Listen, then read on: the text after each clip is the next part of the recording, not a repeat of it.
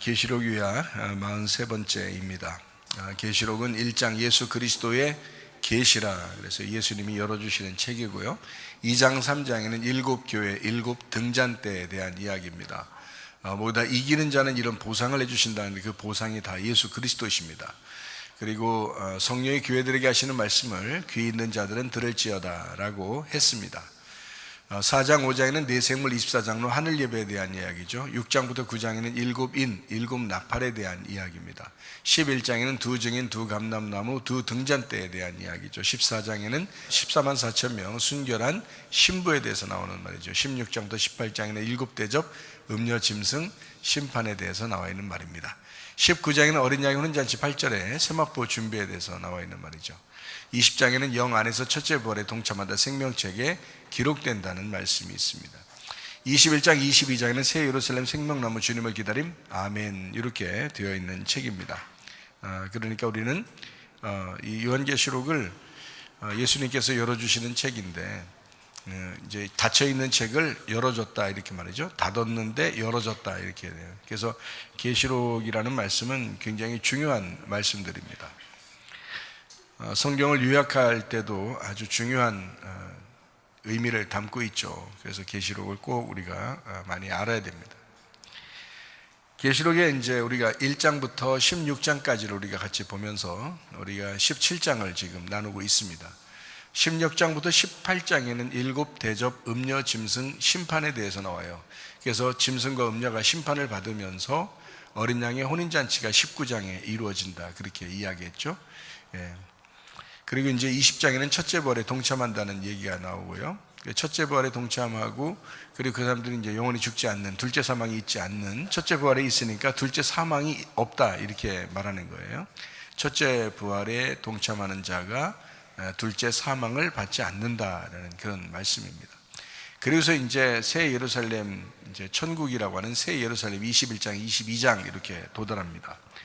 그러니까 우리는 16장부터 18장이 해결되지 않으면 19장이라고 하는 어린 양의 혼인잔치, 아주 중요한 부분을 우리가 이제 맞이할 수가 없는 거죠. 그래서 16장부터 18장이라는 이 계시록의 내용을 우리가 분명히 알고 또 회개하고 우리 자신들을 점검하고, 그래야 그 믿음이 온전하게 되어서 어린 양의 혼인잔치에 참여하게 되는 것입니다. 어린 양의 혼인잔치라고 하는 것은 빛나고 깨끗한 세마포옷을 입는다라고 되어 있습니다. 근데 빛나고 깨끗한 세마포옷이라고 하는 것은 진리의 말씀이다라는 거죠. 진리의 말씀. 그래서 진리의 말씀을 우리가 잘 들었느냐, 그리고 그 진리의 말씀을 말했느냐, 진리의 말씀으로 서로 교제하면서 나누었느냐, 이제 그것이 이 땅에서는 천국을 이루는 가장 중요한 요소입니다.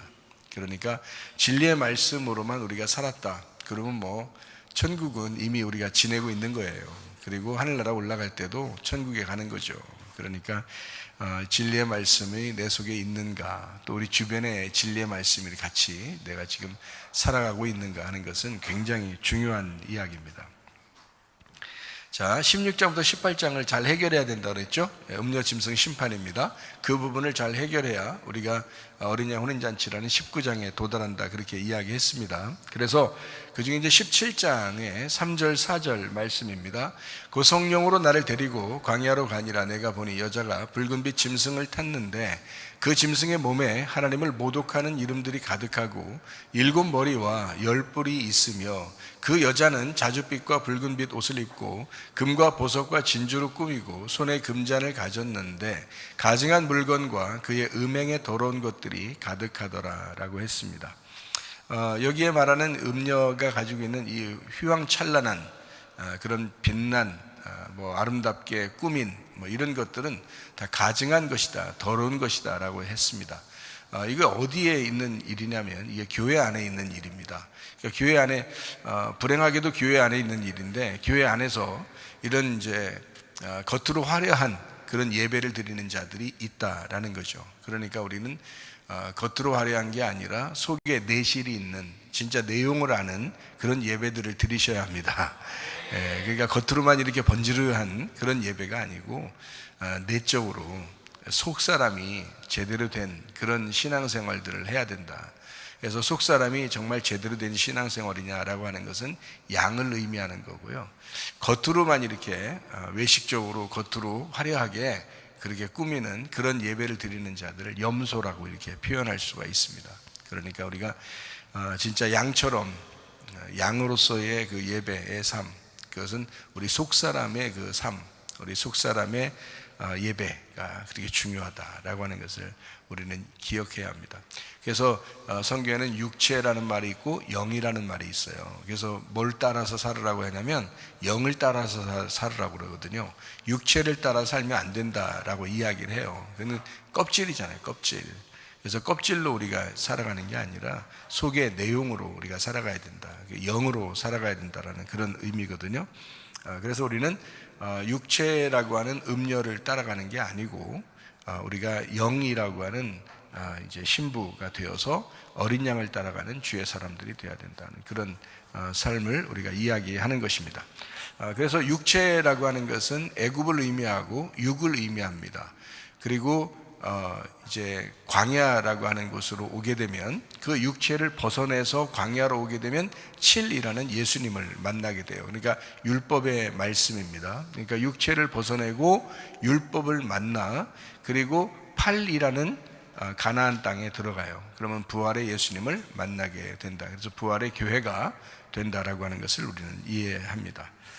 자, 종교는 원래 종교가 이제 주님만 바라보고 주님만 생각하면서 예배드리게 되어 있는데 이 종교가 타락을 하게 되면 돈을 사랑한다 그랬죠. 그래서 종교하고 정치가 연합해서 경제라고 하는 그 돈을 사랑하게 되면 타락하면서 살아간다. 그래서 분명히 돈과 함께 사람들은 멸망하게 된다라는 그런 말입니다. 그래서 정치, 경제, 종교를 다스리는 자가 누구냐?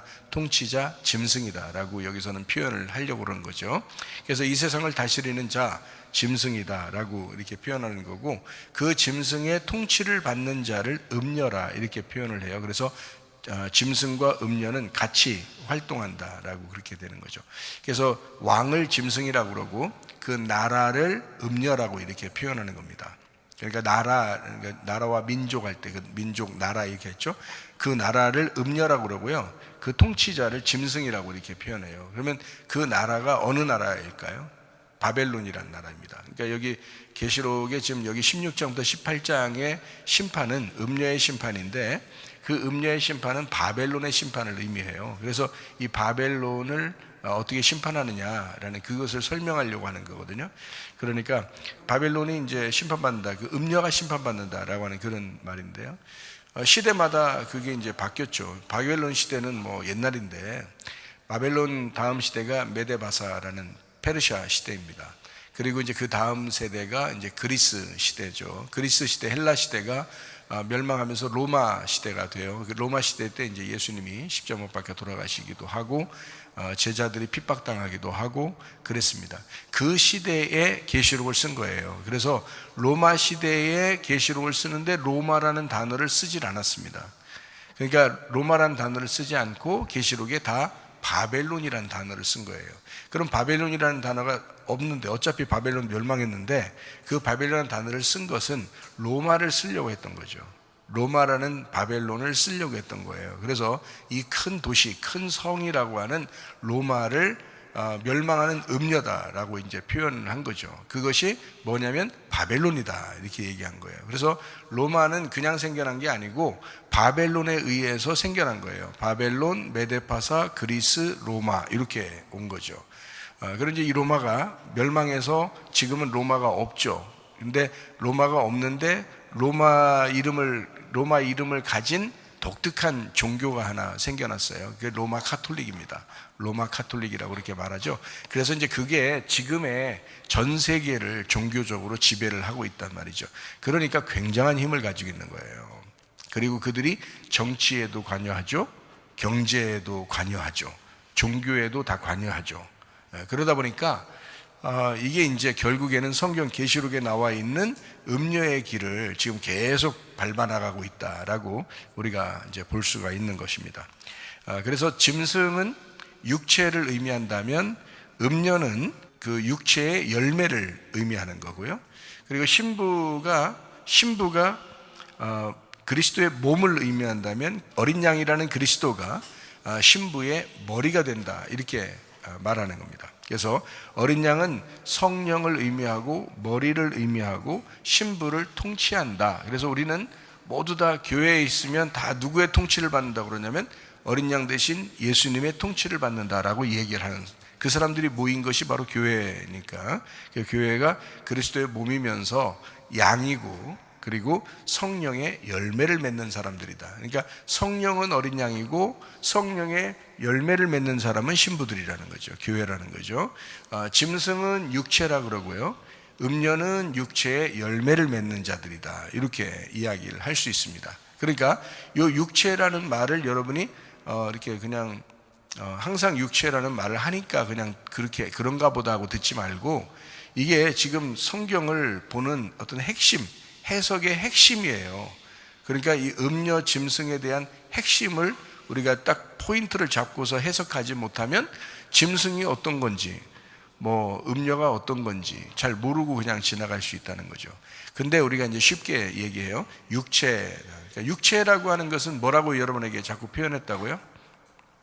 육체는 뭐다? 다른 말로 말하면 땅의 운명이다, 이렇게 얘기했죠. 육체를 또 뭐라 그래요? 본토 친척 아비집이다, 이렇게 했죠. 이거를 뭐 아브라함 부를 때는 본토 친척 아비집을 떠나라, 이렇게 했고요. 그죠? 그러면 이제 다른 말로 말하면, 우리로 말하면 육체를 떠나라, 이런 말을 한 거고요. 그리고 너 하늘에 있는 예수 그리스도를 따라가려면 땅의 운명을 네가 벗어야 된다라고 얘기할 수 있잖아요. 그죠? 땅의 운명을 벗어라. 다른 말, 우리들 말로 말하면 육체를 벗어라, 이런 말이거든요. 그러니까 우리 몸을 뭐 찢어라는 얘기도 아니고, 뭐 우리가 뭐 본토 친척 아비집을 떠나서 우리가 가출하라, 그런 말도 아니고, 성경적인 영적인 의미가 있는 거예요. 그래서 성경적인 영적인 의미를 우리가 파악해야 된다 해서 그거를 육체다, 땅의 운명이다, 그게 본토 친척 아비집이다고 여러분에게 이야기한 거예요. 왜 그걸 자꾸 반복해서 얘기해 주냐면, 그게 해석이 안 되면 여러분 성경을 거의 헛보고 있는 거예요. 그렇게 되면 성경이 왜 쓰여졌냐면요, 본토 친척 아비집에서 우리를 건져내려고 쓴 거예요. 우리를 육체에서 건져내려고 이 성경책을 쓴 거예요. 여러분, 땅의 운명에서 태어난 우리들을 하늘의 운명의 사람으로 바꾸려고 우리를 성경을 써서 우리에게 가르쳐 주려고 했던 거거든요. 그러니까 요걸 모르고 요걸 알지 않으려고 하고 성경을 보면 처음부터 뭔가 단추가 잘못 끼워진 거고 의미를 전혀 모르는 성경을 읽고 있는 거예요, 사람들이. 그래서 제가 이거를 반복해서 강조해서 얘기해 주는 겁니다. 이거는 여러분에게 겉의 모습으로 보이는 걸 설명하는 게 아니고, 육체도 땅의 운명도 본토 친척 아비집도 다 보이지 않는 세계를 얘기하는 거예요. 보이지 않는 세계. 영이라고 하는 하나님 어린 양도 다 보이지 않는 세계예요. 천국이라는 것도 안 보이는 세계입니다. 그렇죠? 지옥도 보여요, 안 보여요? 안 보이는 세계예요. 그러니까 다 안 보이는데 악한 쪽의 이야기 그리고 선한 쪽의 이야기를 지금 해주고 있는 거잖아요. 그러니까 악한 쪽의 이야기가 뭐냐? 대표적으로 모든 걸 통틀어서 육체라 그렇게 말하는 거예요. 이거를요. 그래서 육체, 그래서 성경에는 육체 굉장히 많이 나와요. 심지어 예수님이 육체를 입고 왔다, 이렇게 말해요. 그리고 사람들은 이제 착각을 해요. 아, 우리 몸을 입고 왔으니까 그걸 육체를 입고 왔구나, 이렇게 얘기를 하는구나 라고 생각을 한단 말이에요. 그러면 잘 봐요. 육체의 열매는 하나님의 나라를 유업으로 받을 수가 없다, 이렇게 말하거든요. 그러면 그게 이런 몸의 열매를 어떻게 얘기하는 거예요? 그런 얘기 아니라 영적인 얘기라니까요, 다. 그래서 육체라고 하는 것을 죄성이라고 설명을 하려고 예수님이 그거를 입고 왔다라고 하는 것은 태어날 때부터 선악과를 먹고 자라나는, 선악과 먹고 태어난 인류, 그 아담과 하와의 그 후손들이, 선악과의 후손들, 그 사람들에게 예수님은 그 사람들의 옷을 입고 그 사람들의 몸을 입고 왔다는 거예요.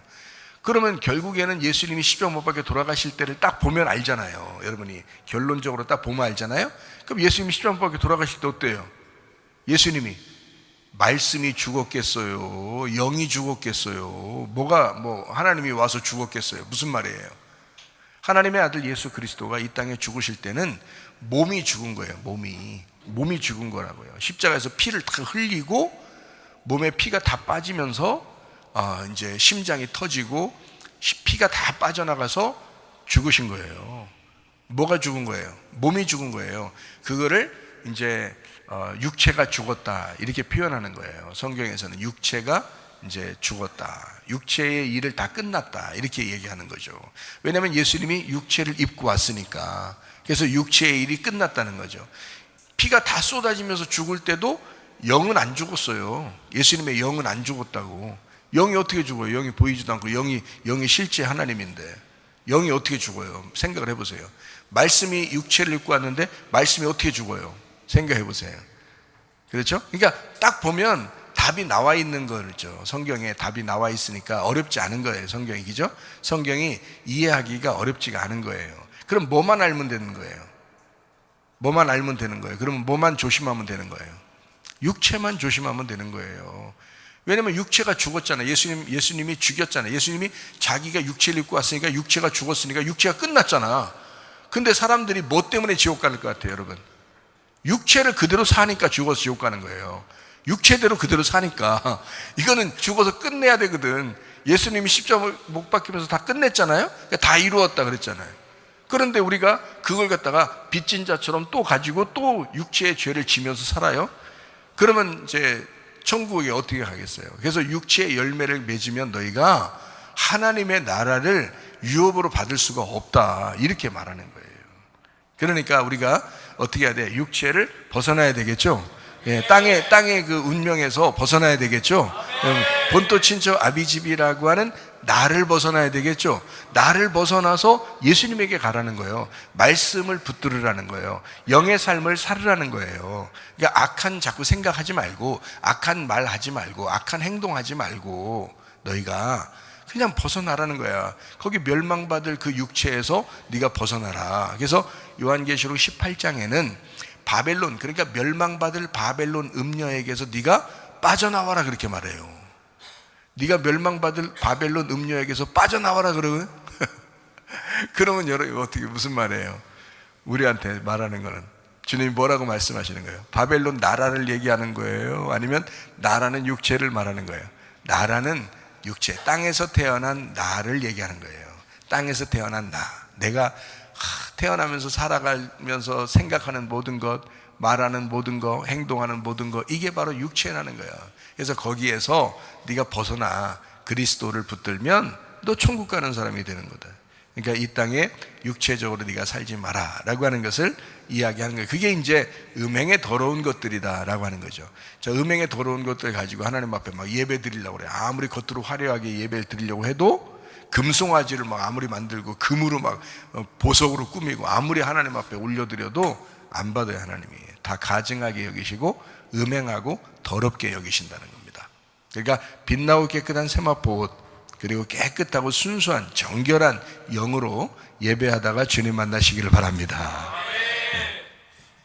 자, 우리 계시록 17장 5절 말씀입니다. 그의 이마에 이름이 기록되었으니 비밀이라 큰 바벨론이라 땅의 음녀들과 가증한 것들의 엄이라 하였더라. 그러니까 이제 뭐 이름을 이렇게 썼다는 거 아니에요? 이름 이마에다가 이름을 이렇게 썼다는 거예요. 바벨론 이러면서 이렇게 썼다는 거 아니에요, 그죠? 그런데 그 이마에 썼다고 하는 것은 이제 어떤 의미를 갖는 거냐면 그 마음속 중심, 그 깊숙이 그 의미가 들어있다는 뜻이에요. 그러니까 바벨론이라는 의미가 네 속에 들어있다 이런 거죠. 그러니까 바벨론이라는 의미가 그 음료 안에 들어있다는 거죠. 그러면 여러분 이게 무슨 말이냐? 우리가 교회 다니고 예배를 드리면서도 음료가 되면은 그 중심에 뭐가 있는 거예요? 바벨론이라고 하는 그 음행하는 바벨론이 네 속에 그 중심에 그게 들어있다는 거예요. 음행이. 그러니까 그걸 뭐라고 그러냐? 네가 교회 다니면서 육체로 살아가고 있다라는 거를 다른 말로 표현한 거예요. 그러니까 육체로 살아가고 있으면 어때요? 하나님이 보실 때 예배를 안 받겠죠, 그죠? 그러니까 그 음행한다, 더럽다, 큰 바벨론이다, 그게 네 속 중심에 있다. 음녀의 중심에 있다라고 하는 그런 걸 얘기하는 거거든요. 그러면 이제 반대로 신부의 이마에는 뭐가 쓰여져 있을까요? 어린 양의 이름이 쓰여져 있겠죠, 그죠? 신부의 이마에는, 음녀의 이마에는 큰 바벨론 음녀들과 땅의 음녀들과 가져간 것들의 어미 뭐 이렇게 되어 있다면, 우리가 만약에 신부가 되면요, 그럼 여기에 우리 이마에 어린 양 이렇게 쓰일 거 아니에요. 그럼 어린 양, 여기다 어린 양 진짜 여기다가 무슨 인두 지지듯이 이렇게 어린 양 이렇게 쓰고 다니겠어요? 그런 건 아니겠죠, 그죠? 우리 중심에 누가 있다는 거예요? 어린 양이 계시다는 거예요. 우리 중심에 어린 양 대신 예수님이 계시다. 어린 양 대신 예수님은 어떤 분이라고? 나를 위해서 죽으신 분이라고.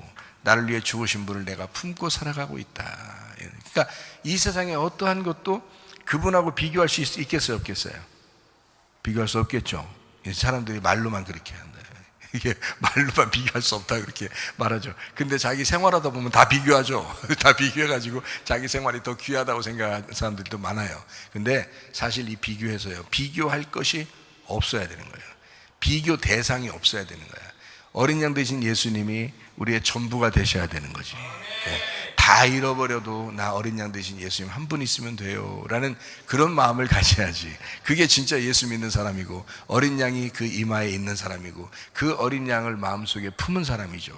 그게 신부라고 이렇게 얘기하는 겁니다. 그러니까 음녀하고 신부하고 이렇게 다르다라고 하는 것을 이야기하는 거죠. 음녀라는 큰 바벨론, 땅의 음녀들의 어미다 이렇게 됐어요. 그러면 그게 이제 겉으로 볼 때는 뭐라고요? 종교를 의미하는데, 종교의 우두머리를 의미한다. 그러면 종교의 우두머리가 뭐라고요?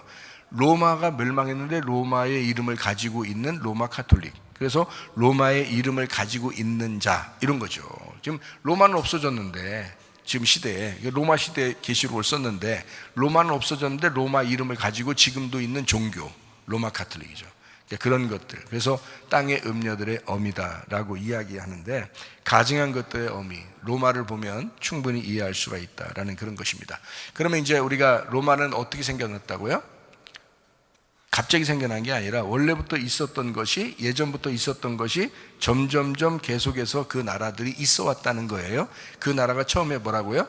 바벨론이죠. 바벨론. 그래서 그 바벨론 또 어디서부터 나온 거예요? 바벨론이 신할 땅이 중심인데요, 바벨론이 어디에서 있는 거죠? 탑이 있잖아요, 탑. 바벨 탑. 그러니까 바벨 탑이에요. 그 바벨론, 바벨탑에서 있는, 바벨탑을 세운 그곳이요, 그게 중심이 된 곳이 바로 바벨론입니다. 그래서 바벨론부터 시작을 해가지고 메데, 바사, 그리스, 로마에 이렇게 이르렀는데, 그 결국에는 그 나라들이 어때요? 같은 나라라는 거죠, 그죠? 같은 나라가 이어져 내려왔다라는 것을 얘기하고, 지금 로마 시대에 계시록을 쓰고 있는 거예요. 그러니까 로마 시대에 로마가 어떻다, 로마가 음녀다, 로마가 큰 음녀의 어미다, 뭐 이런 식으로 막 얘기한다면 이게 문제가 되잖아요, 계시록을 쓰는 그때. 왜냐하면 그 편지를, 요 계시록 편지를 계속 사람들이 이어서 읽어야 되거든요. 근데 이게 이제 로마라고 쓰지 않고 여기서 참 지혜롭게 바벨론이라고 쓴 거예요. 이거를 바벨론이라고. 그러니까 바벨론 나라가 없어졌는데 바벨론이라고 썼으니까 일반 사람들이 보면 이해가 잘 안 되는 얘기거든요. 그냥 옛날 얘기를 썼는가 보다 이렇게 생각한단 말이에요. 근데 사실은 그게 아니고, 그 시대에 로마 황제와 그리고 로마라는 나라를 이렇게 쓴 거란 말이에요. 그래서 결국 그 시대에, 제자들의 시대에 로마 황제가 제자들을 다 핍박하고 죽였어요. 그렇죠? 로마가 다 죽였단 말이에요. 그 로마 시대 안에 다 죽은 거예요. 제자들이 다 순교당한 시대가 로마 시대 안에 다 죽은 거예요, 여러분. 그러니까 기독교인들을 쫓아다니면서 죽인 그런 황제들, 그리고 그 나라, 그게 황제와 로마라는 나라잖아요. 근데 그것이 이제 뭘로 표현한 거예요? 계시록에서는 짐승과 음녀로 표현한 거예요. 참 지혜롭게 표현했죠, 그죠? 참 지혜롭게 표현했어요. 누가 일반 사람 읽으면 잘 이해가 안 되게 써놓은 거예요. 그래서 계시록을 여러분이 읽으면 이게 은유 또는 비유 뭐 이런 식으로 써놨기 때문에, 그래서 이게 누굴 얘기하는 거야, 이게 뭐야 라고 잘 헷갈린 거예요. 그런데 이것이 이제 이렇게 써놓고서 우리에게 이건 하나님의 말씀이야 라고 딱 우리에게 줬잖아요. 그러면 여기에 뭐가 있다는 거예요? 이게 로마라는 나라가 있다는 거예요? 아니면 이 속에 뭔가 우리한테 설명해 주고 싶어 하는 내용이 있다는 거예요? 그걸 통해서 뭔가 설명해 주고 싶어 하는 내용. 그래서 모든 사람들이, 누구나 그리스도인들이 읽을 때, 이 그리스도인들이 읽을 때 모두 다 이해가 되도록 하는, 그게 영적 이야기예요. 그러니까 영적 말씀인데, 이런 영의 말씀이 뭘 통해서 누가 오면은 이게 이해가 된다 그랬어요? 성령님이 오시면. 그래서 이해가 된다는 거예요. 성령님이 오시면 이해가 된다. 성령님이 오지 않으면 이해가 안 된다. 왜? 다 비유와 은유로 되어 있으니까. 그러니까 이게 뭔 말인지 모르니까. 그런데 성령이 오시면 너희를 깨닫게 해주신다. 이렇게 되는 거죠. 그러니까 모든 사람들이 똑같이 이 말씀을 읽고 이해될 수 있도록, 아, 이런 말씀이었구나, 이 말씀을 하려고 이렇게 나라들을 빗대어서 설명을 한 것이구나 라고 하는 것을 우리가 알아야 되겠죠. 그죠? 그래서 그런 내용들을 쓴 것입니다. 그러니까 봐요, 바벨론, 그리고 메데파사, 그리스, 로마는 바로 어디에서부터 이제 시작이 되느냐면, 이스라엘 백성들이 이제 그 왕정 시대를 만들기 전에 있었던 나라가 있어요. 그게 바로 애굽입니다. 그러니까 애굽이라는 나라, 그리고 아시리아라는 나라, 그리고 바벨론이라는 나라, 다 이제 적국이 되는 거죠. 이스라엘이 생겨났을 때 다 적국입니다. 애굽도, 시리아도, 그리고 바벨론도, 메데파사도, 그리스도, 로마도 다 이스라엘을 이제 점령한 나라들이에요. 그러니까 이 이스라엘을 점령한 이 나라들을 성경에서는 이제 뭐라고 표현하면, 나라들이 다 달라졌지만 이게 한 나라를 얘기한다. 그러니까 똑같다, 이게 다 똑같다. 그래서 이거를 뭐라고 표현하냐면, 이거를 옛 예루살렘이다 이렇게 표현하고, 이거를 옛 사람이다 이렇게 표현하고요, 이게 육체다 이렇게 표현해요. 그러니까 이게 율법이다, 육체다. 그러니까 율법은 원래 좋은 건데 육체 때문에 율법이 오는 거잖아요. 그래서 율법으로는 구원받을 수 없다 그렇게 말하는 거거든요. 음녀가 좋아하는 게 율법입니다. 참 희한하죠. 음녀가 좋아하는 게 율법이에요. 여러분이 굉장히 율법은 좋은 건데, 이 율법을 복음으로 이해를 해야 되는데, 이 율법으로 알면은, 법으로 알면, 계명으로 법으로 알면요, 여러분 숨막혀 죽습니다. 그래서 이건 여기에서는 구원을 받을 수가 없다라고 되어 있는 거예요. 율법으로는 구원받을 수가 없다. 구원도 못 주는 걸 여러분 어떻게 그거를 좋다고 여기겠어요? 그러나 복음이라고 하는 것은 반드시 율법에 의해서 복음이 나오기 때문에 율법은 나쁜 게 아니다라고 복음을 믿은 사람들은 율법이라고 하는 것을 굉장히 소중하게 여기죠. 그런데 율법 자체로, 복음을 모르는 사람은 율법 자체로 거기에서 계명을 삼아서 울타리를 만들고 스스로 옥을 쬐고 스스로 감옥이 된다는 거예요. 그러면 그건 구원이 없죠. 복음을 못 만났으니까. 복음을 아는 것, 율법과 복음을 같이 알아야 되죠. 그래서 율법에서 복음이 왔다. 이 복음은 율법을 통해서 깨닫게 된다라는 것을 이제 우리가 알아야 되는데, 율법과 복음을 나누어서 율법이라고 하는 것을 굉장히 강조하는 사람들이 되면 안 되죠. 왜냐하면 그것으로 마치 구원받는 것처럼 하는, 수고와 노력을 통해서, 행함을 통해서 구원받는다 이런 얘기를 막 하는 거죠. 그거 아니거든요. 믿음을 통해서 구원받는 거예요. 은혜를 통해서 구원받는 거예요. 진리를 통해서 구원받는 거예요. 주님이 우리에게 오셔서 하나님의 사랑으로 구원받는 거예요. 예, 그러니까 거룩함으로 구원받는 게 아닙니다. 거룩함은 우리를 심판하죠. 그러나 사랑으로, 은혜로 구원받는다. 이게 맞죠. 이게 복음이란 말이에요. 근데 그 사랑과 은혜가 거룩함이라는 하나님하고 같이 있는 거죠. 이게 거룩함이라는 하나님, 사랑이라는 하나님은 동시에 같은 거란 말이에요. 이게 마치 이거죠. 선악과 나무가 나쁘다는 얘기가 아니고 선과 악을 알게 해주잖아요. 율법이라는 것은 우리를 선과 악을 알게 해서 죄인임을 깨닫게 해주는 거예요. 여러분 말씀을 들을 때 어떨 때 여러분 가슴이 막 뛰죠. 어떨 때는 가슴이 막 좀 아프죠. 왜냐하면 이 말씀이 여러분을 심판하고 있기 때문에 그런 것입니다. 근데 그 가슴이 뛰고 막 혼나는 것 같은데 이상하게 가슴은 시원하다는 거죠. 혼나는 것 같은데 하나님 앞에 주여 그렇죠, 내가 잘못했습니다, 용서해 주세요 하고 회개하면 굉장히 마음이 시원해지고 기쁨이 있고 막 이런단 말이에요. 그게 왜 그러냐? 율법이라는 이 말씀이 나쁜 게 아니라 우리의 죄를, 우리를 드러낸다는 겁니다. 우리를 드러내기 위해서 있는 게 율법이에요. 그것이 우리를 구원하는 게 아닙니다. 우리가 주님 앞에 회개하고 주님께 돌아서고 주님의 은혜를 받았고 주님의 사랑을 깨달을 때 구원받는 거죠. 그러니까 우리 구원은 복음에 있고, 그리고 우리에게 거룩함을 주는 그 심판은 율법에 있다라는 겁니다. 그런 차원에서 육체에 해당되는 것이 율법이다라고 얘기하는 거지, 뭐 율법 자체가 나쁘다 이런 얘기가 아니에요. 그러니까 사람들이 음녀의 특징은 율법을 지키길 좋아한단 말이죠. 율법을 지키기. 그래서 뭔가 그거를 지켜야 제가 구원받을 것 같은 거예요. 뭔가 이렇게 했으니까 하나님이 자기를 좋아할 것 같은 거예요. 근데 그런 거 아니잖아요. 자식이 뭔가 해서 여러분이 자식 좋아해요? 그런 거 아니잖아요. 아무것도 안 해도 자식은 좋은 거라고. 그냥 아무것도 안 해도 자식은 그냥 좋은 거예요. 하나님이 우리를 그렇게 구원하시지, 그게 은혜고 복음이지. 너 뭔가 하나 보자, 너 하면은 구원하고 너 안 하면 구원 안 해줄 거야, 이러면 이상하잖아요. 그건 그 자체가, 그렇게 말하는 자체가, 이렇게 여러분 열심히 주를 위해서 살아요, 이렇게 행하세요, 그렇게 하고 구원받읍시다, 이런 그 말 자체가 잘못된 거잖아요. 말 자체가 율법이잖아, 그죠? 그래서 율법은 구원을 가져올 수가 없다. 옛날 예루살렘은 우리에게 구원을 줄 수가 없다. 육체는 우리에게 구원을 줄 수가 없다. 음녀의 화려한 예배는 우리에게 구원을 줄 수가 없다, 이 말이에요. 그게 바로 뭐냐? 옛사람이다, 이런 거죠. 그러면 새 사람은 뭐냐? 복음으로 은혜 받은 사람들을 얘기하는 겁니다. 교회를 의미하는 거예요. 새 예루살렘을 말하는 것입니다. 계시록의 마지막 결론 21장 22장에는 새 예루살렘에 대한 이야기예요. 그래서 성령의 영으로 하나 된 신부, 이거를 새 예루살렘이다 이렇게 얘기해요. 그걸 새 사람이다 이렇게 말하는 거죠. 그럼 이걸 이제 개인적으로 보면 어떻게 된다고요? 내가 옛사람이었는데 내가 새 사람이 되었다. 그러면 음녀에서 벗어나서 신부가 되었다, 이렇게 되는 거죠.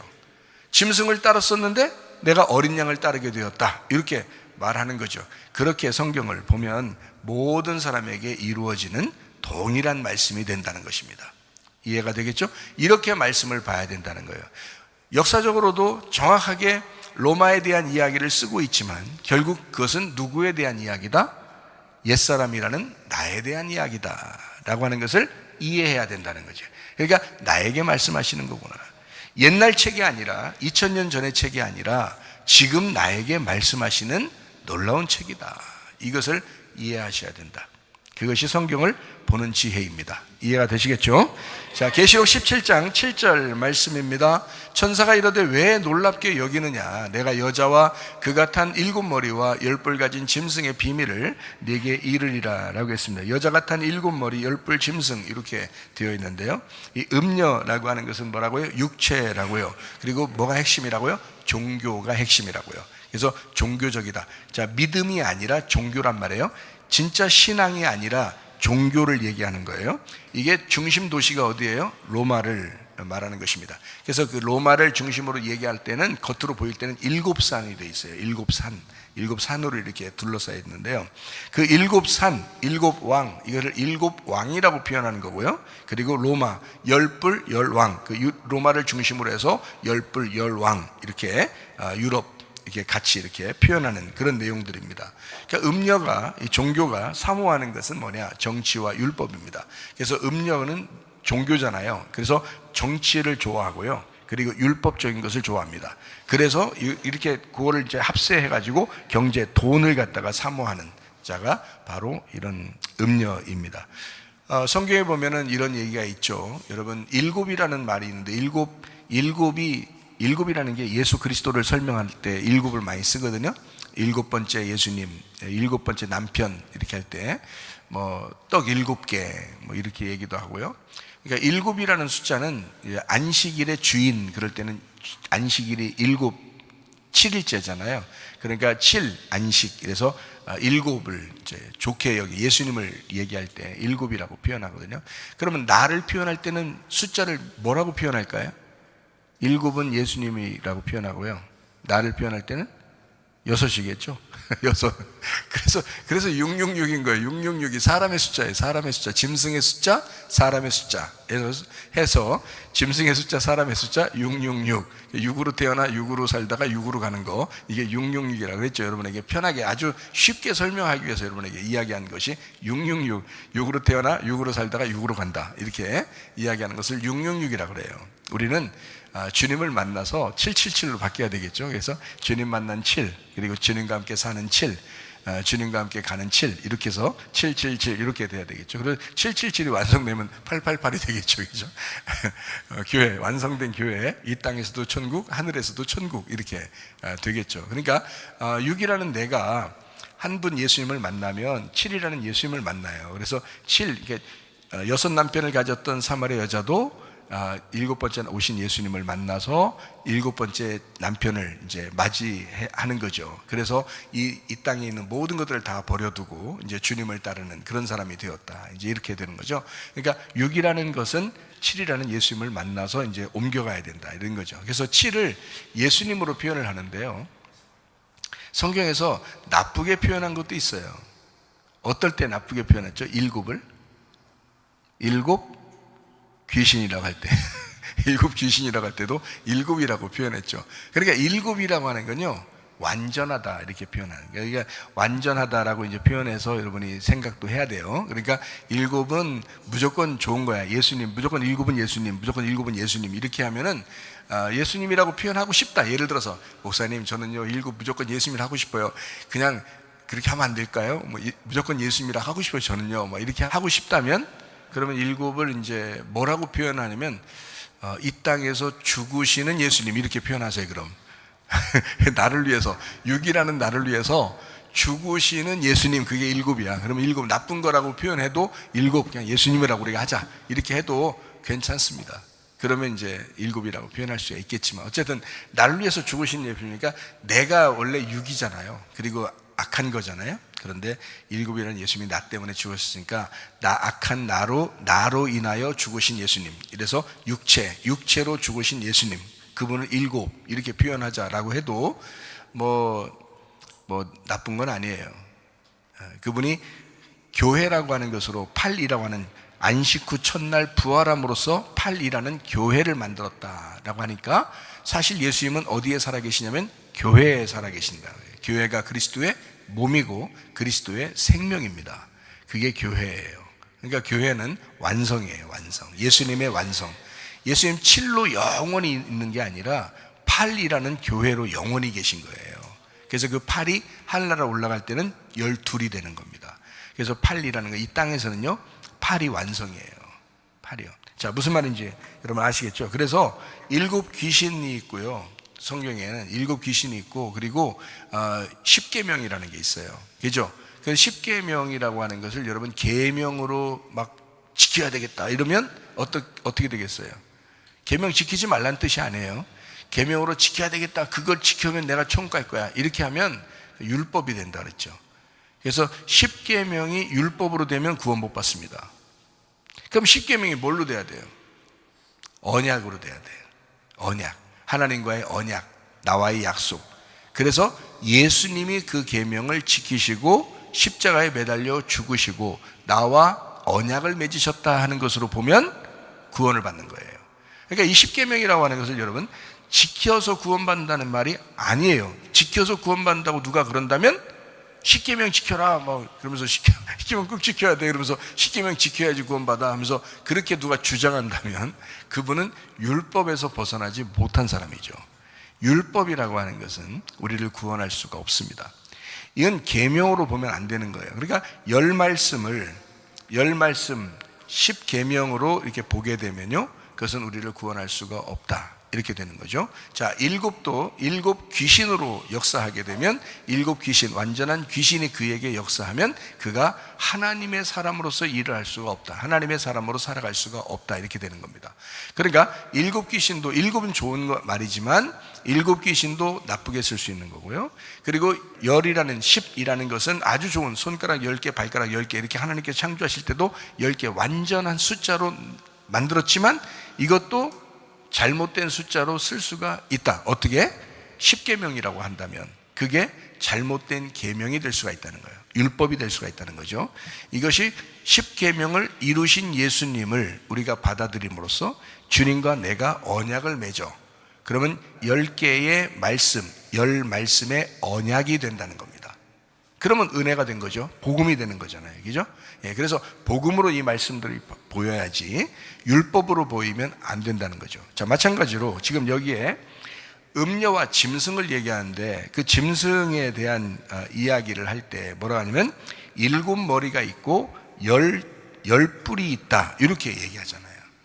지금 제가 지금 7과 10을 굉장히 좋은 숫자이기 때문에 이거를 여러분에게 지금 반대로 설명을 하기 위해서 지금 여러분에게 지금 설명을 한 거예요. 이해 가시죠? 무슨 말인가? 예, 오해하면 안 됩니다. 그런 말이 아니니까. 자, 그래서 우리가 일곱이라고 하는 것, 그리고 열이라고 하는 것을 가지고 짐승이 있다라는 겁니다. 그러니까 짐승을 여러분이 이제 잘 이해해야 되겠죠. 그래서 저는 여러분에게 짐승과 음녀에 대한 설명을 자주 했기 때문에 여러분이 이해를 하셔야 되는데, 이거를 쉽게 얘기해서 육체라고 하는 것으로 다시 번역을 하여 여러분이 설명을 여러분과 이제 적용을 시켜야 되는 거죠. 그래서 제가 이것을 설명하는 거예요. 그렇게 자주 하는데요. 사람들은 경제, 돈이 우상이 됩니다. 하나님과 돈이 분리가 되었다라는 거죠. 이것이 서로 합쳐져야 되는데 분리가 되었다. 정치, 종교가 뭘 사랑한다? 돈을 사랑해서 타락한다. 이 세상이 다 돈 때문에 타락했다. 그러면 이 돈이라고 하는 것이 하나님이 함께 하셔서 그 돈이 하나님과 함께 사용된다면 얼마나 아름답고 거룩할까? 그렇죠? 하나님이 그 돈과 함께 우리의 중심에서 하나님을 믿고 있는데 그 돈과 함께 중심으로 내가 살아간다면 이건 참 아름다운 생활, 거룩한 생활을 할 수 있겠다는 거죠. 그러나 하나님을 분리하고 교회 갈 때는 하나님을 믿고 있지만 세상에서는 돈을 믿고 있다면 이 사람은 완전히 우상 숭배하고 있는 것입니다. 이해가 되시겠어요? 여러분이 세상에 살고 있는 동안에도 하나님이 여러분과 함께 하셔야 돼요. 여러분이 돈을 사용하고 있는 가운데서도 하나님이 여러분과 함께하고 계셔야 돼요. 그래서 하나님이 여러분에게 믿음을 주시고 은혜를 주시고 마음의 감동을 주신다면 하나님을 위해서 쓸 줄 아는 그런 믿음들이 있으셔야 합니다. 그게요. 그러니까 여러분, 이 하나님과 돈을 자꾸 구분해 가지고 엉뚱한 곳에 이렇게 사용하는 그런 사람들이 있어서는 안 돼. 왜? 음녀와 짐승은 뭐 때문에 타락한다고요? 다 돈 때문에 타락하게 돼 있어요. 그러니까 짐승은 정치잖아요. 음녀는 종교잖아요. 이것이 둘이 합해서 뭘 따른다고? 우상숭배. 다시 말하면 돈이라는 우상을 숭배하고 있다. 그게 이 세상이라고. 이 세상 전체가 모든 육체의 중심이 돈으로 돼 있어요, 여러분. 그래서 돈을 조심하라. 돈을 조심해야 된다. 하나님을 너희가 잃어버릴 수가 있다, 잘못하면. 그러니까 돈을 중심으로 살지 말고 모든 것에, 너의 생활 모든 것에, 너의 시간도, 너의 물질도, 너의 몸도, 너의 마음도 하나님을 중심으로 살아봐라. 하나님을 다 거기다 끼워 넣으라는 거야. 너의 돈에게도 하나님 끼워 넣고, 너의 몸도 하나님이 끼워 넣어 있고, 그리고 너의 시간에도 하나님이 들어가 있고, 너의 마음에도 하나님이 들어가 있어서 그렇게 생활해봐라. 그러면 아무 문제가 없다. 이제 이런 의미입니다. 자, 계시록 17장 8절 말씀만 읽고 우리가 마치도록 하겠습니다. 네가 본 짐승은 전에 있었다가 지금 없으나 장차 무저갱으로부터 올라와 멸망으로 들어갈 자니 땅에 사는 자들로서 창세 이후로 그 이름이 생명책에 기록되지 못한 자들이 이전에 있었다가 지금은 없으나 장차 나올 짐승을 보고 놀랍게 여기리라 라고 했습니다. 전에 있던 짐승이라는 거죠. 그러면 전에 있던 짐승이란 말은 지금의 짐승이 있는데 전에 똑같이 있었던 짐승이란 얘기잖아요. 그러니까 이거예요. 옛날에 그 이스라엘 백성들이 함께 있을 때 거기에서 지배하던 왕이 하나 있었어요. 그래서 하나님이 모세를 보내가지고 탈출을 시켰거든요. 그걸 출애굽이라고 그래요. 그래서 그 나라가 어느 나라예요? 예, 애굽이죠. 출애굽이죠. 그러니까 출애굽이니까 애굽이죠. 애굽의 왕이 누구예요? 바로 왕. 그래서 그 바로 왕에게서 하나님이 모세라고 하는 하나님의 사람을 보내가지고 결투를 신청하죠. 그리고 하나님의 백성들을 바로 왕에게서 끄집어냅니다. 그죠? 그러니까 어디에서 지배를 받고 있던 자를 광야로 끄집어낸 거예요. 예배드리자고, 하나님께 예배드리자고, 하나님께 가자고 데리고 나온 거거든요. 어디에 있었던 왕이요? 애굽에 있었던 바로 왕이잖아요. 그죠? 그러니까 전에 있었던 왕이, 자, 그 사람들 다 죽었죠. 이 계시록을 쓸 때는 벌써 다 죽었잖아요. 그런데 전에 있었던 왕인데 또 있다는 거예요. 그러면 뭐예요? 애굽 왕, 바벨론 왕, 메데바사, 그리스 왕, 그리고 지금 로마 왕, 이렇게. 근데 그 왕들이 다 똑같다. 똑같다. 전에 있었던 왕이다. 똑같다. 그런 말이죠. 그 짐승을 이야기하는 것입니다. 자, 애굽, 로마를 그리워하는 광야에서의 삶에서 그 애굽과 그 바벨론을 그리워하는, 그 로마를 그리워하는 자들, 그 가나안에 있는 통치자들, 그런 사람들은 짐승이라 이렇게 말. 장차 나올 짐승인데 전에 있었던 거예요. 자, 제가 여러분에게 무슨 말 하는지 아시겠죠? 그죠? 어디에서 지배하고 있었는데 계속 있어. 지금 있는데 예전에 있었던 거야. 그러니까 이게 지금 성경을 같이 보면 같이 봐야지 이해가 되지, 떨어뜨려 놓고 얘기하면 안 되겠죠, 그죠? 왜냐면 지금 있는 이야기만 하면 안 되는 얘기거든요. 이해가 안 되는 얘기지, 그죠? 같이 봐야 된단 말이에요. 그러니까 옛날에 있었던 거하고 여러분에게 지금 이어서 같이 해주고 있는 말입니다. 그러니까 광야에 나왔지만 가나안 통치가 있는 데서도 있지만 결국 이 사람들이 어디를 따르면 짐승이 되는 거예요? 육을 따르면 짐승이 된다는 거죠. 육을 따르면. 그러니까 여기 자 7로 왔든지 8로 왔든지 어쨌든 광야에 있든지 가나안 땅에 있든지 어디를 따라가면, 애굽을 따라가게 되면, 그죠? 바벨론을 따라가게 되면 다시 육으로 돌아간다 이 말이에요. 그러면 그 육으로 돌아오게 만드는 자가 누구예요? 짐승이라는 거죠. 무슨 말인지 알겠죠? 그래서 그 짐승을 육이라 이렇게 표현하는 겁니다. 자, 무적행으로부터 올라와서 멸망으로 들어갈 자이다 라는 겁니다. 무적행으로부터 올라와 멸망으로 들어갈 자이다 이렇게 표현해요. 멸망한 로마가 부활한다. 그리고 다시 멸망한다. 자, 그러니까 보세요. 로마 시대에 이 책을 썼고 이것이 로마는 반드시 멸망하게 되어 있다. 무적행으로 반드시 들어가게 되어 있고 반드시 이 왕들은 멸망하게 되어 있다. 그런데 이것이 지금 있는 게 아니라 원래 있었던 거다. 전에 있었던 거다. 이런 얘기죠. 그래서 이거는 바벨론, 메데파사, 그리스, 로마, 그리고 로마 시대에 이 로마는 반드시 멸망할 나라이다 라고 소망을 주는 것입니다. 지금 왜냐하면 로마 시대에 제자들이 다 죽임당하고 있는 중이에요. 지금 다 예수님 제자들이 죽임당하고 있는 중에 계시록을 쓴 거거든요. 생각을 해보세요. 그러니까 이 계시록을 쓸 때 사람들에게 소망은 뭐예요? 우리를 핍박하고 있는 이 나라는 반드시 멸망할 것이다. 여기에는 이 왕은, 이 황제는 반드시 죽임당할 것이다. 이제 이런 것이 그들에게는, 그 교회에는 가장 큰 소망인 거예요. 이해가 되죠? 예. 자, 그래서 멸망한 로마, 그리고 멸망당한 로마, 지금으로부터는 멸망당한, 그러나 그때 당시에는 멸망할 로마, 그리고 이미 멸망했던 바벨론, 메데파사, 그리스라는 나라, 그리고 로마라는 그 나라, 로마가 다시 일어나요.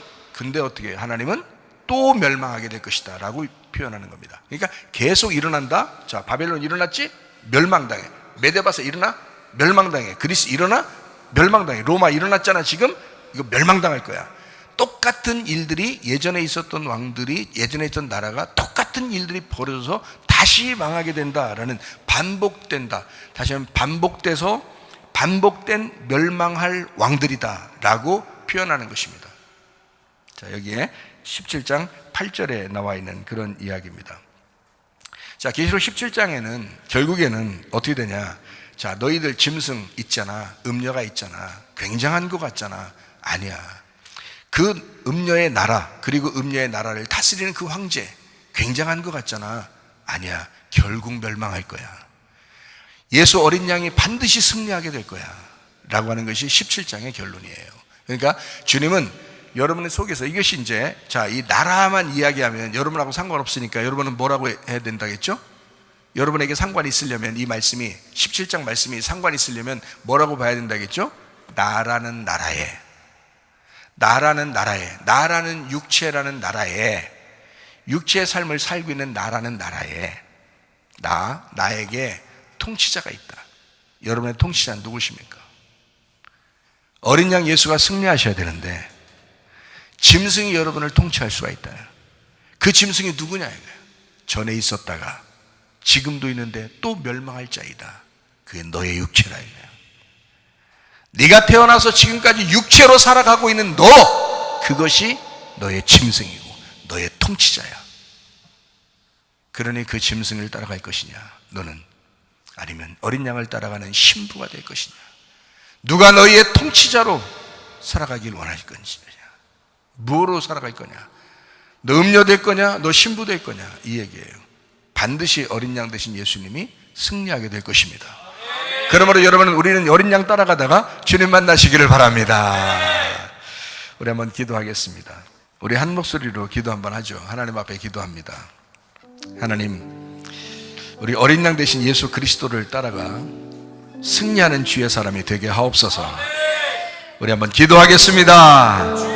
우리 하나님 아버지 인도하시고 사랑하심을 감사합니다. 예수 그리스도 안에서 거룩하며 복되게 도와주시고 승리하는 어린 양 예수 그리스도를 따라가 주여 우리도 같이 승리하는 주의 백성들이 다 되게 도와주시옵소서.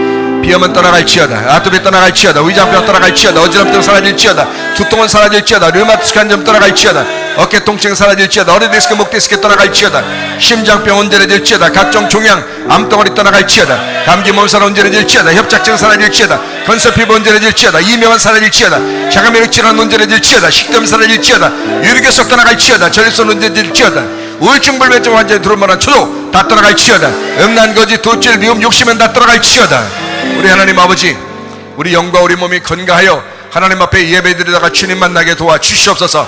하나님 육체의 삶을 살지 아니하고 어린 양 대신 예수 그리스도를 따라가서 주님과 함께 승리하는 삶을 살아갈 수 있도록 인도해 주시옵소서. 우리와 늘 함께 하시는 임마누엘 되신 우리 하나님을 찬양합니다. 주여 우리 가정들을 부활시켜 주시고 하나님 우리 가정들의 자녀들을 주님 사랑해 주셔서 자녀들의 머리에 비전을 주시고 하나님 그리스도의 예수의 삶을 살다가 주님 만날 수 있도록 인도해 주시옵소서. 예수 그리스도 존귀하신 이름 받들어 기도 올리옵나이다. 아멘. 주님 감사합니다. 우리 하나님 아버지 함께 하시고 사랑하심을 믿습니다. 우리 하나님 도와주시옵소서.